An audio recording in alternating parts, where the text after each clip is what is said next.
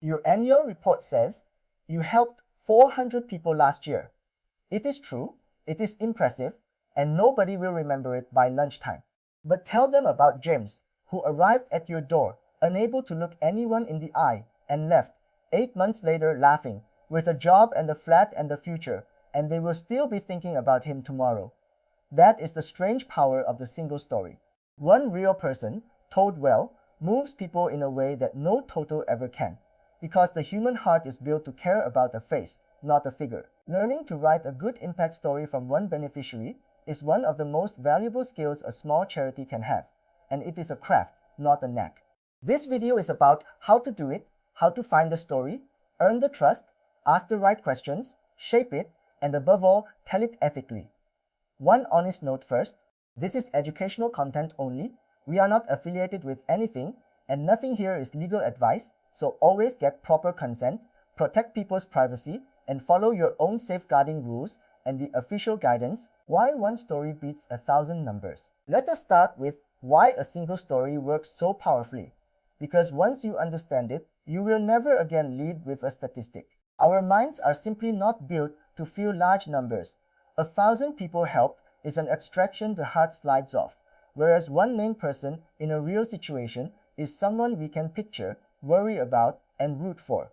Psychologists have shown again and again that we give more and care more when we are shown one identifiable individual than when we are shown the scale of a problem, however vast. A story lets a supporter step into someone else's life for a moment, feel what they felt, and share the relief of things getting better. And that emotional journey is what moves people to act. Numbers prove, but stories persuade. So while your data has its place, when you want a supporter to truly care, you introduce them to one real human being and let them fall a little bit in love. Finding the right story to tell. Not every story is the right story, so learning to spot a good one is half the craft. The most powerful impact stories usually share a shape. A real person who faced a genuine difficulty, encountered your charity, and experienced a meaningful change. So look for journeys with a clear before and after. Resist the urge to always pick the most dramatic or extreme case, because a relatable, believable story often moves people more than a sensational one they struggle to connect with. Look for stories that honestly represent your typical work, not the one-in-a-million miracle, so supporters trust that this is what their money really does. And keep your eyes and ears open all the time, because the best stories surface in ordinary moments. A comment from a beneficiary, a note from a frontline worker, a small victory someone mentions in passing. Build a gentle habit of noticing these, because the story you will need in 6 months is happening somewhere in your work right now. Consent and dignity come first. Before you write a single word, understand that this is not your story. It belongs to the person who lived it, and everything else in this video sits beneath that principle. You must have their genuine informed consent, which means they truly understand how their story and image will be used, where it will appear, and that it may be seen widely and remain online, and they agree freely without any sense that help depends on saying yes. Give them real power, the right to see the story before it goes out, to change or remove things, to say no at any point, and to stay anonymous if they wish. Never trade a person's dignity for a donation. A story that exploits someone's lowest moment, strips their agency, or makes them a pitiable object rather than a whole human being is not only wrong, it is bad fundraising, because supporters increasingly recoil from it. Treat every beneficiary as the author and owner of their own story, and let respect guide every choice you make. The interview that finds the gold. A good story usually comes from a good conversation, so the interview matters, and the goal is not to extract quotes but to let someone feel safe enough to share. Start by putting the person at ease, explain again what this is for, and remind them they can skip anything or stop whenever they like. Then ask open, gentle questions and, crucially, listen far more than you talk.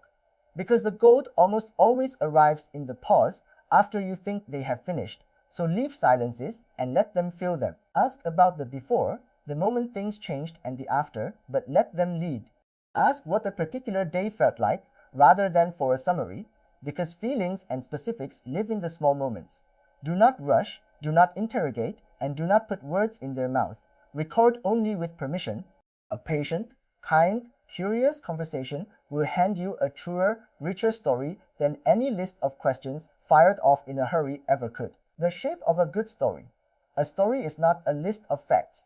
It has a shape, and using a simple structure will make yours land far harder. The oldest and best shape is a journey. Begin with the person and their world before, so we meet them and understand what was at stake, the struggle they faced, told with enough honesty that we feel it. Then comes the turning point, the moment your charity entered the picture, and the middle, the work, the effort, the ups and downs of change actually happening. And finally the after, where they are now, the difference that has been made, ideally shown through a concrete, hopeful detail rather than a claim. Beginning, middle, end, a person we care about, a problem, and a change. Keep one person at the center the whole way through. Resist the urge to cram in your whole organization and let the single human journey carry the meaning. Because that arc is what pulls a reader out of their own life and into someone else's. Show the change, not the sadness. There is a crucial ethical and practical choice in how you tell a story, and it is the difference between poverty of spirit and dignity. The lazy, damaging approach dwells on suffering, lingers on the person at their most broken, and tries to wring donations out of pity. The better approach, and the more effective one, shows the change, the strength, and the hope.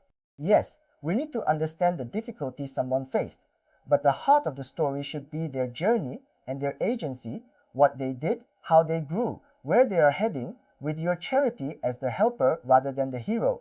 Show people as capable human beings who, with support, changed their own lives, not as helpless victims to be pitied. This dignified approach respects the person, and it also works better because modern supporters are moved by hope and empowerment and are increasingly, rightly, turned off by stories that reduce a whole human being to their worst day. Let them speak in their own words. Nothing brings a story to life like the beneficiary's own voice. So use their real words wherever you can.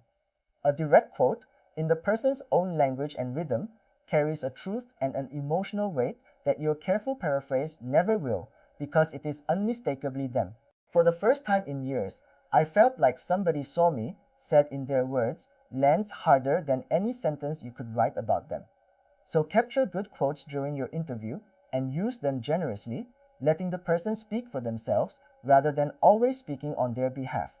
Keep their voice authentic, lightly tidied for clarity if you must, but never polished into something they would not recognize or rewritten into your charity's house style. When a supporter reads a real person's actual words, the story stops being your marketing and becomes their testimony. And testimony is far more believable and far more moving than anything a communications team could ever compose. The details that make it real, the difference between a story that feels true and one that feels like an advert, is almost always in the details, the small, specific, concrete things that only real life contains. Do not write, she was helped and felt better. Write about the specific cup of tea she was handed on the worst morning of her life, the name of the volunteer who sat with her, the moment she first laughed again. Specific, sensory details, a place, a time, a small object, a particular sentence someone said. Make a story vivid and believable, because generic stories feel invented, while specific ones feel lived. So gather these details in your interview by asking about particular moments, and choose a few telling ones for your story rather than a general summary. You do not need many. One or two perfect, true details can make a whole story real. The specific is what the reader remembers long after the general has faded, so hunt for it and treasure it. Where and how to tell it. Once you have your story, tell it everywhere, adapting its length and shape to each place rather than writing it once and burying it in a report. The same story can become the heart of a fundraising appeal, a moving email, a series of social media posts, a page on your website, a 2-minute video, a paragraph in a grant application, and the emotional center of your impact report. Lead your appeals with a person and bring in the wider numbers afterwards, so feeling comes first and proof second. On social media, a single powerful photo and a few true lines can do enormous work. Keep a small growing library of consented stories so you are never scrambling for one when an appeal is due. And always pair the story with a clear, gentle path to act, because the moment a reader is moved is the moment to offer them a way to help, so a good story should always lead somewhere. The ethics you must never bend. Let us end the craft with the boundaries, because with storytelling, the ethics are not optional extras, they are the whole foundations, and breaking them can harm a real person and your charity at once. Never fabricate or embellish a story, never invent a quote, and never merge several people into one composite and present it as a single real individual without being honest that you have done so. Never share identifying details that could put a vulnerable person at risk, and think hard about safeguarding, especially with children, survivors of abuse, or anyone whose safety could be affected by being identified. Honor every promise you made about anonymity and use. Remember that this person has to live with this story long after your campaign ends, so ask yourself whether they will be glad they shared it in a year's time. If in any doubt, protect the person over the appeal every single time and get proper guidance, because no donation is ever worth a beneficiary's safety, dignity, or trust. Quick recap. Let us bring it together. One real person, told well, moves supporters in a way no number can, because we are built to care about a face, not a figure. Find a story with a genuine before and after that honestly represents your work, and remember it belongs to the person who lived it. So informed consent and dignity come first, always. Draw the story out with a patient, kind interview where you listen more than you talk. Then shape it as a journey, a person, a problem, a change. Show strength and hope rather than pity. Let the beneficiary speak in their own words, and hunt for the small, true, specific details that make it real. Tell it everywhere with a path to act, and never ever bend the ethics, protecting the person over the appeal every time. There is something profound at the heart of this craft, which is that telling someone's story well is itself an act of respect, a way of saying your life matters, and what happened to you is worth others knowing. Done with care and consent. An impact story does not just raise money, it honors the person who lived it, and lets a stranger understand a life they would never otherwise have touched. That is a genuinely beautiful thing. And it is available to the smallest charity, because you do not need a budget to tell a true story well. You need attention, honesty, and respect for the human being at its center. So here is your simple start. This week, think of one person your charity has helped, and with their genuine informed consent, sit down for a gentle conversation and simply listen, then write 300 words about their journey, in their words, showing the change. That single story will serve you for a year. Remember that everything here is educational only. We are not affiliated with anything, and nothing here is legal advice, so always get proper consent, protect privacy, and follow your own safeguarding rules and the official guidance. If this helped, subscribe for more practical, honest charity marketing you can actually use, and take a look at the free written guide linked below. We will keep turning big, intimidating topics into calm, doable steps, one video at a time.